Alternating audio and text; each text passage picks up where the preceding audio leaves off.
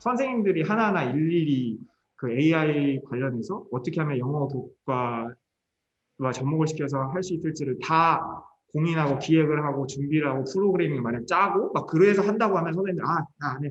그만할래. 나 포기다. 못하겠어요. 라는 반응이 나올 가능성이 상당히 높다고 생각해요. 근데 반면에 지금 이제 중고등학교 과정에서 그 실질적으로 그 선택을 할 수 있는 각 출판사별로의 그 교과서 내용들을 데이터베이스화 시킨 다음에 그것을 AI 기술을 활용을 해서 커리큘럼을 짜는데 선생님들을 클릭 몇 번만 하고 몇 번만 이제 그 약간만 이제 조작을 해가지고 자신의 그 학교 또는 자기 수업, 자기 교실에 맞게 그런 식으로 이제 커리큘럼을 재조정할 수가 있고 설정할 수 있게 된다면 흔히 그걸 그 노력 대비 성능이라고 하죠. 노성비라고 하는데 그런 노성비 차원에서 충분히 선생님들이 시도를 해볼 수가 있고 어떻게 보면 그것을 통해서 했는데 도움이 많이 되고 선생님들도 훨씬 더 그 수업 준비하거나 그런 데 있어서 간편해지고 학생들도 해보니까 좋아하고 성적이 향상이 잘 되거나 아니면 성취도가 높아졌다고 거나 그런 이제 일들이 생기게 돼서 소문이 나게 되면 그럼 선생님들도 쓸만한데 써볼만 하겠다라는 생각이 들어서 실제적으로 많이 하실 수 있을 것 같습니다. 덧붙여서 한국에서는 아무래도 평가라는 부분이 너무나 중요하거든요. 수행평가, 중간고사, 기말고사, 수능 같은 것들이겠죠. 이게 너무 중요하다 보니까 새로운 교수법이나 기술을 도입하려면 시행착오가 있어야 하는데 학기 내에 끝내야 하는 진도와 학생들의 성적을 생각할 때 과연 내가 이 위험 부담을 감수할 수 있는가, 얼마나 검증된 교수법인가 또는 얼마나 검증된 기술이냐 하는 부분들이 굉장히 중요한 문제라고 생각을 합니다. 그래서 교사가 시도해보고 싶은 혁신적인 아이디어가 있어도 현실적으로는 조심스러워지는 부분이 있어요.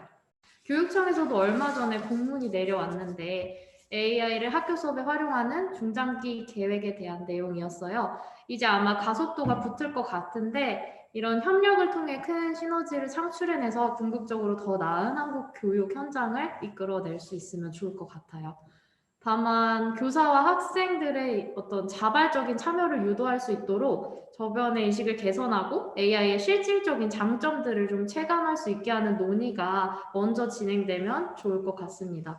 네, 문정호 선생님 말씀하신 것도 굉장히 맞고 제가 생각을 했을 때도 이 AI를 갖다가 접하고 그것에 이제 관심을 갖는 것을 일종의 미래에 대한 투자 개념으로 접근을 하면 어떨까라는 생각을 해봤어요. 요즘에 이제 뭐 주식 투자를 비롯해서 여러 가지 이제 경제적인 활동에 있어서 어렸을 때부터 그런 경제적인 관념 그리고 투자에 대한 생각들 이런 것들을 길러주는 것이 교육적으로 도움이 된다라고 하는 이야기들이 있는데 비록 본인 자신이 나중에 이런 AI 기술이라든지 이런 쪽 분야에 그 종사하거나 그러지 않는다고 할지라도 미래 사회를 살아가는 데 있어서 굉장히 커다란 자산이 될 수 있을 것이라고 생각을 하거든요. 또는 그 시각에서 얻을 수 있는 것들, 즉 사회를 통찰하는 능력에 있어서 상당한 차이가 생길 수가 있는 것이라는 거죠. 근데 이런 것들 어렸을 때부터 차곡차곡 그 조금씩 계속해서 이런 것들을 습득해가고 배워나가면 나중에 그것이 굉장한 커다란 이제 자산으로 돌아올 것이라고 저는 생각을 해요.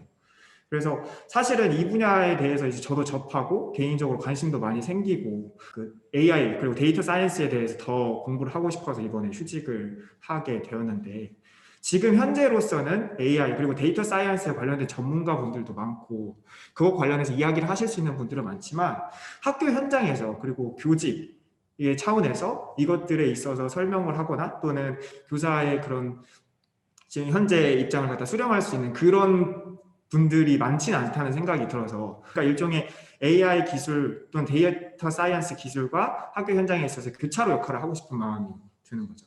다시 이제 교직에 돌아왔을 때 너희가 앞으로 살아갈 시대는 이런 시대고 이런 기술들이 앞으로 통용이 될 거고 너희들은 이런 사회 속에서 살아가게 될 거니까 이런 것들을 미리 준비를 해야 되고 이런 자세를 가지고 나가야 되고 어떤 것들을 공부를 하면 너희 앞으로 앞길에 도움이 많이 될 것이라는 거를 보다 그 자신감 있게 이야기해 줄 수 있을 것 같아요. 일단 사회가 그렇게 만든 것이겠지만 공부의 의미를 조금 확장시켰으면 좋겠어요. 공부의 의미를 너무 좁게 생각하고 있어서 이게 성적으로만 내 자신의 어떤 가치가 결정되고 재단되는 그런 현실이기 때문에 공부라고 하면 그냥 이꼴 성적. 그래서 뭐 내가 영어 단어를 잘 못해요? 그럼 나 공부 못하는 사람? 그럼 난 다른 능력도 없는 사람. 나 시험 성적이 안 좋아? 그러면 나 무능력한 사람 이렇게 되는데 사실 넓게 봤을 때 공부하는 능력은 인생 전체로 봤을 때 필요한 능력이잖아요. 그래서 어떤 성적 하나하나에 일희일비하지 않고 너는 재능이 없는 게 아니라 방법을 모르는 거고 너가 필요한 분야, 너가 가고자 하는 미래 분야에서 꼭 그 성적이 필요한 게 아니라 그런 능력, 그런 인생 평생 자산이 될 수 있는 공부하는 능력, 습관을 기르는 게 중요하다. 그거는 연습하면 누구나 다 이룰 수 있는 거다라고 얘기를 해주고 싶어요. 이런 재능이라고 하는 것도 그것이 딱 결정된 고정된 그 상수는 아니라고 저는 생각을 해요. 그러니까 어느 재능이라는 게 있다고 할지라도 그것들을 본인이 노력이나 아니면 그런 것들에 따라서 변화시킬 수 있는 부분이 있고 그것을 그냥 한순간의 결과로 또는 뭐 그 몇 번의 그 시험으로 그것이 딱 재단된다고 볼 수는 없고요. 너무 한정시켜서 생각할 필요는 없다고 생각을 했으면 저는 좋겠습니다. 저는 세 가지 아이 중에서 마지막 inequality를 없애고 싶어요. 앞서 말씀드린 것처럼 사회 경제적 요인에서 비롯된 어떤 교육 기회 격차를 없애는 데 관심이 많은데요. 누구나 일정한 나이가 되면 최소한의 교육을 받을 수 있어야 하는데 현실적으로 그렇지 못한 다양한 사정으로 인해서 그렇지 못한 것이 실정이고 그 과정에서의 그런 장벽을 없애는데 AI가 기여할 수 있고 또 AI가 그런 기능을 갖추도록 하는데 교사로서 기여할 수 있는 바를 찾아서 하는 것이 제 의무이자 보람이라고 생각을 합니다. 봉사활동이나 아니면 학교 밖에서 꾸준히 학생들을 가르치고 만나왔는데 그렇게 만나본 학생들 중에 실질적으로 가정 형편이 어려운 학생들도 많았고요. 또 학교에서 만나는 학생들 이제 학업 성취도를 들여다보면 이게 어쩔 수 없이 그거를 따라갈 수밖에 없어요. 정비례하는 관계를 가질 수밖에 없더라고요.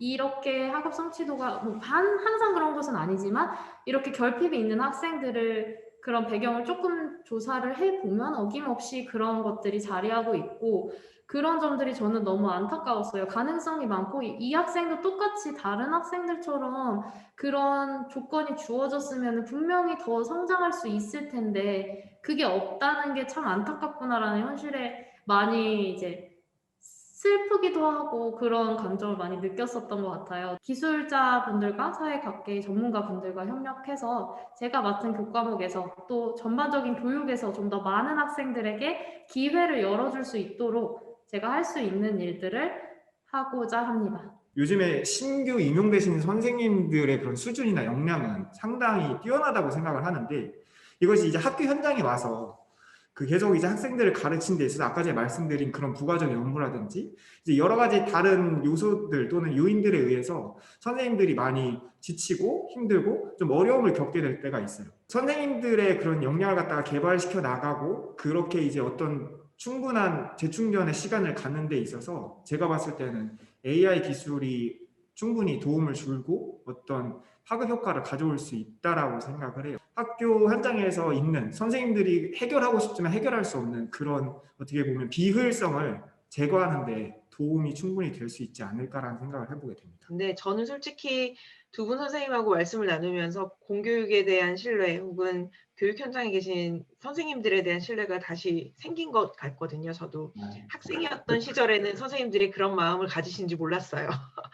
근데 이제 선생님들이 경험하고 있는 고충, 학생들이 겪는 고충도 물론 있겠지만 선생님들 역시 직업인으로서 하고 싶은 어떤 비전과 꿈을 가지고 이 교사를 정말 힘들게 공부해서 선택하셨을 텐데 선생님들이 하고 싶은 일을 하실 수 있도록 도와드릴 수 있는 기술을 저희가 만들어야 저희의 비전도 달성이 되고 또 선생님들의 비전도 인생의 비전, 교육의 비전 이런 것들도 모두 달성이 될 것 같다는 생각이 들었습니다. 감사합니다.